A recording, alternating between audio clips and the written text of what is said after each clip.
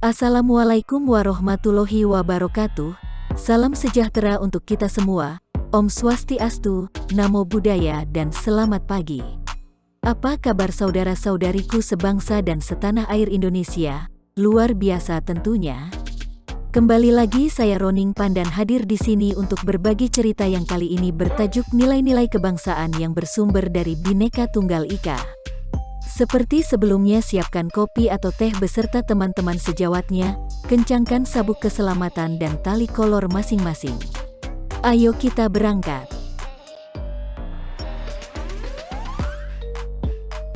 Ayo kita mulai dari sejarah Indonesia, dari zamannya Raja Hayam Wuruk hingga kemerdekaan Republik Indonesia. Tersebutlah pada abad ke-14, pada masa Majapahit dalam pemerintahan Hayam Wuruk, tahun 1350 hingga 1389, seorang pujangga agung Majapahit, Empu Tantular, beliau ini penganut Buddha Tantrayana, menulis suatu karya fenomenal yaitu Kakawin Sutasoma. Dalam tulisannya ini, bab 139, bait kelima berbunyi, Bina Ika Tunggal Ika, Tanhana Dharma Mangroa, yang artinya berbeda-beda itu satu, tak ada pengabdian yang mendua.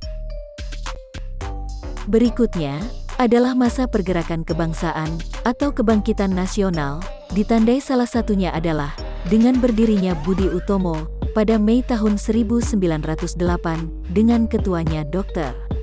Sutomo, beserta Dr. Cipto Mangunkusumo, Dr. Rajiman Wedyodiningrat dan Dr. Wahidin Sudirohusodo. Pergerakan ini merubah perjuangan bangsa dari semata-mata fisik bersenjata menjadi fisik dan politik etis. Sumpah Pemuda, 1928. Gagasan mewujud menjadi komitmen kebangsaan yang begitu kuat dan hampir menyeluruh dari kelompok-kelompok pemuda pejuang dari seluruh wilayah Indonesia kala itu. Mereka berkomitmen, bertanah air satu, Indonesia. Berbangsa satu, bangsa Indonesia, serta menjunjung bahasa persatuan Indonesia, bahasa Indonesia. Tahapan ini ada menyebut sebagai tahapan perjuangan menggalang. Sampailah pada kemerdekaan Indonesia, setelah berjuang mengusir penjajah dengan korban jiwa dan raga, maka sampailah pada kemerdekaan Indonesia, yang diproklamirkan ke seluruh dunia. Peristiwa ini menunjukkan bahwa kita telah menjadi bangsa yang utuh, memiliki wilayah yang jelas, memiliki pemerintahan yang legal, dan diakui dunia. Namun peristiwa ini hanyalah mengantar ke gerbang kemerdekaan yang sesungguhnya. Dari lini waktu sejarah perjuangan kita, tampak sekali, kalau perjuangan fisik bersenjata, yang berdarah-darah dalam pertempuran-pertempuran, hingga perang, seperti yang dilakukan oleh Ibunda Cut Nyak Tuanku Imam Bonjol, Bapak Sisingamangaraja, Sultan Agung Tirtayasa, Pangeran Antasari, Sultan Hasanuddin, Pangeran Diponegoro, Bapak Kapitan Patimura dan banyak lagi, ternyata mengalami kegagalan dalam memerdekakan bangsa kita. Salah satu sebabnya, adalah perjuangan mereka bersifat kedaerahan atau lokal. Moga-moga gak salah pendapatku ini ya.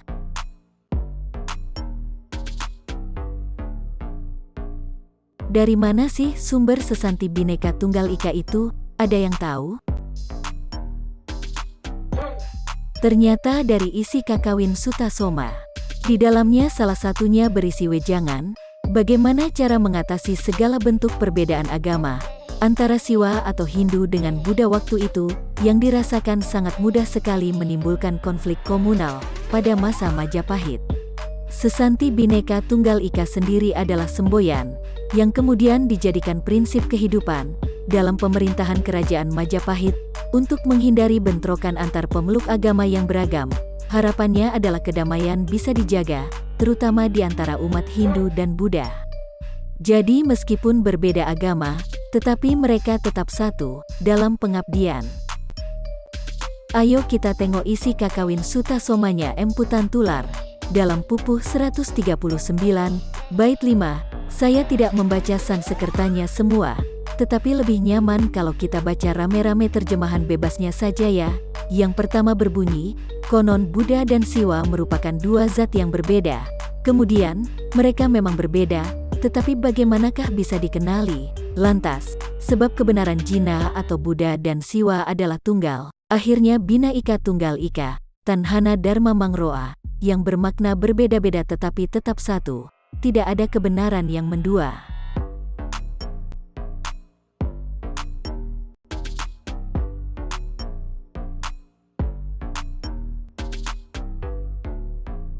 Yang mirip dengan semboyan kita, maksudnya maknanya, salah satunya adalah negaranya Paman Sam Amerika Serikat. Kelihatannya buku Sutta Soma sudah dibaca mereka dulu ya, luar biasa. Tetapi mungkin keanekaragaman mereka sebanyak kita juga ya.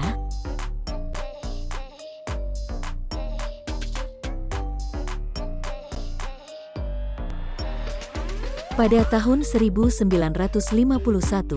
Bapak Muhammad Yamin mengusulkan Bhinneka Tunggal Ika dijadikan semboyan bagi Negara Kesatuan Republik Indonesia tahun 1951, adalah 600 tahun setelah diungkap oleh Empu Tantular. Usulan Bapak Yamin ini diterima, kemudian Bhinneka Tunggal Ika ditetapkan sebagai semboyan resmi Negara Republik Indonesia, yang dituangkan dalam Peraturan Pemerintah Nomor 66 Tahun 1951, sedangkan kata Bina Ika kemudian dirangkai menjadi satu kata, Bhinneka. PP tersebut menetapkan bahwa sejak tanggal 17 Agustus tahun 1950, Bhinneka Tunggal Ika ditetapkan sebagai semboyan yang terdapat dalam lambang negara Republik Indonesia, Garuda Pancasila. Kemudian belakangan ini, pada amandemen UUD 1945 yang kedua, tahun 2000, Bhinneka Tunggal Ika dikukuhkan sebagai semboyan resmi, yang terdapat dalam lambang negara, dan tercantum dalam pasal 36A, UUD 1945. Ngomong-ngomong, tahukah saudara-saudariku sekalian, siapa sebenarnya perancang lambang Garuda Pancasila, lengkap dengan semboyan Bhinneka Tunggal Ikanya?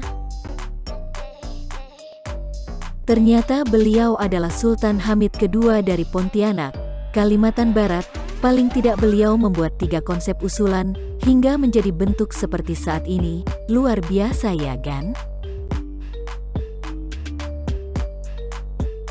Bagaimana kondisi Bhinneka Tunggal Ika saat ini?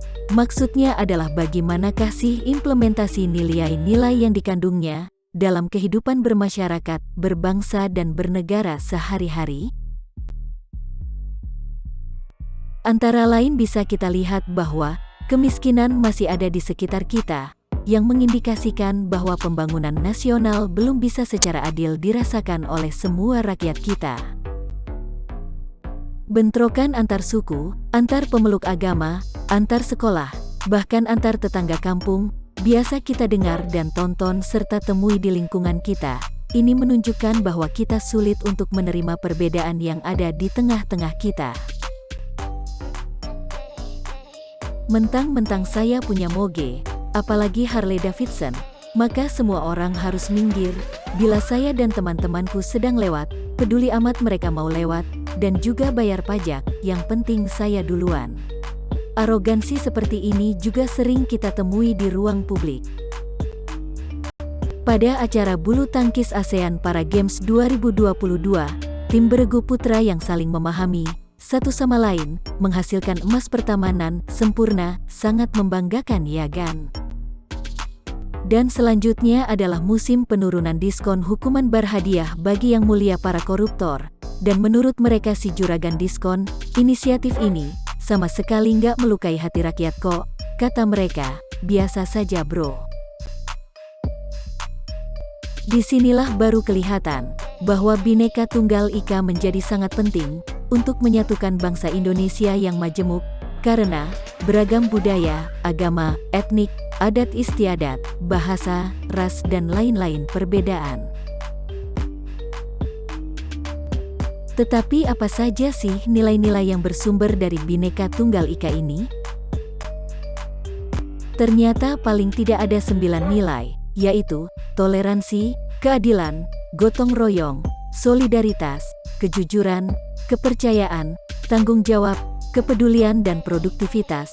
Wah banyak sekali, tetapi kalau kita cermati 9 nilai ini ternyata berpusat pada nilai-nilai toleransi, keadilan dan gotong royong saja. Nilai toleransi adalah satu sikap yang mau memahami orang lain, sehingga komunikasi dapat berlangsung secara baik. Demikian juga keharmonisan dalam kelompok, sopan santun, rendah hati, rela berkorban dan pemurah dapat terwujud. Nilai keadilan, suatu nilai yang tampil dari sikap mau menerima haknya, dan tidak mau mengganggu hak orang lain. Termasuk di sini adalah berkeadilan sosial, pemerataan ekonomi, keterbukaan, keseimbangan, persamaan, non-kontradiksi, sikap hormat dan bijaksana. Nilai gotong royong adalah nilai yang terungkap dari sikap untuk membantu pihak yang lemah, agar sama-sama mencapai tujuan, termasuk di dalamnya adalah persamaan derajat, persatuan, kerjasama, berpartisipasi serta kerelaan untuk saling membantu. Hakikat nilai toleransi bagi kehidupan masyarakat yang majemuk merupakan satu prasyarat utama bagi setiap individu yang menghendaki kehidupan yang aman dan tenteram. Hakikat nilai keadilan terhadap kehidupan masyarakat majemuk merupakan suatu ukuran keabsahan dalam suatu tatanan kehidupan, bermasyarakat, berbangsa dan bernegara. Hakikat nilai gotong royong dalam kehidupan masyarakat majemuk terjadi akibat didorong oleh kebutuhan yang tidak dapat dipenuhi sendiri dan dibantu oleh akal pikiran yang dimilikinya. Terus bagaimana dan di mana nilai-nilai tadi diimplementasikan? Secara umum adalah dimulai dari diri sendiri, keluarga, kemudian ke lingkungan yang lebih besar, kantor, sekolah, organisasi. Lebih besar lagi seperti RT, RW, kecamatan dan seterusnya, hingga negara.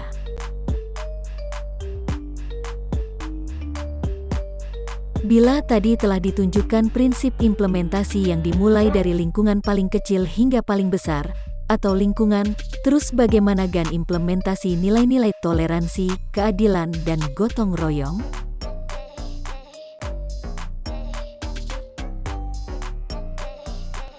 Implementasi nilai toleransi secara umum dilakukan dengan dialog dan kegiatan seni budaya.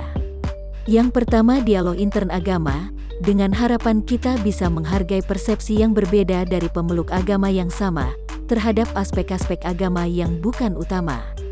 Kedua, dialog antar agama, agar kita mampu memahami sikap para pemeluk agama yang berbeda-beda. Ketiga, masuk dalam pendidikan, nggak akan lepas dari kurikulum yang memuat pengembangan toleransi di antara para pendidik, peserta didik dan lingkungan terdekatnya, serta yang keempat, kegiatan seni budaya, untuk mendapatkan apresiasi terhadap seni budaya yang beraneka ragam. Implementasi nilai keadilan, yang pertama, keadilan dalam keseimbangan, berkaitan dengan pemaknaan adil sama dengan keseimbangan, berarti keadilan dalam suatu masyarakat akan dicapai bila komponen-komponen dipenuhi secara seimbang satu sama lainnya. Kedua, keadilan dalam persamaan dan non-kontradiksi, ingin mengatakan bahwa adil itu, bila melihat semua sama rata dan gak membanding-bandingkan satu sama lain. Yang ketiga, keadilan dalam pemberian hak kepada pihak yang berhak.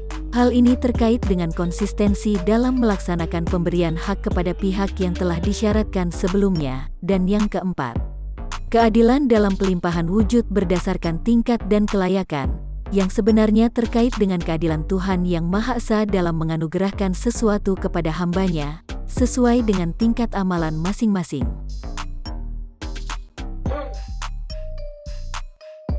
Implementasi nilai gotong royong, yang pertama, selenggarakan musyawarah terutama dalam mengambil keputusan yang sulit dan menyangkut orang banyak. Kedua, saling menasehati dan saling memberi dengan sukarela untuk membiasakan berbagi kebaikan kepada lingkungannya.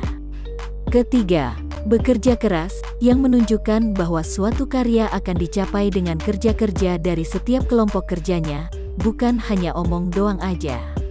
Yang keempat, perkuat silaturahmi terus-menerus, semakin sering akan semakin menimbulkan saling pengertian satu sama lain.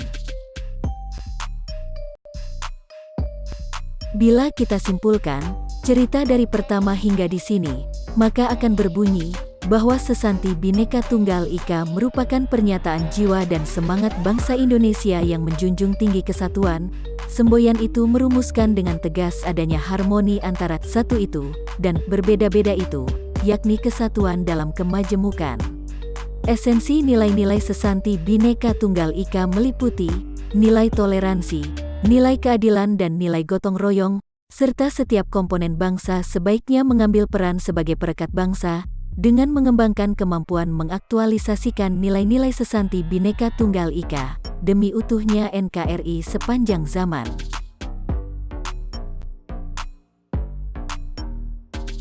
Oleh karena itu, marilah kita semua untuk lebih peka terhadap nilai-nilai luhur bangsa kita, sadari bahwa perbedaan adalah karunia Tuhan yang Maha Esa, yang luar biasa, maka sangat pantaslah kalau kita banyak bersyukur setiap saat kepadanya.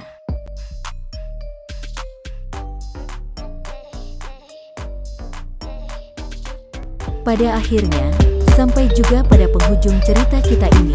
Mohon maaf sedalam-dalamnya atas semua kekurangan dalam pemaparan ini. Saya tutup dengan wabillahi taufik wal hidayah. Wassalamualaikum warahmatullahi wabarakatuh. Om Santi, Santi, Santi Om. Selamat pagi. Insya Allah kita akan bertemu lagi pada kesempatan yang akan datang.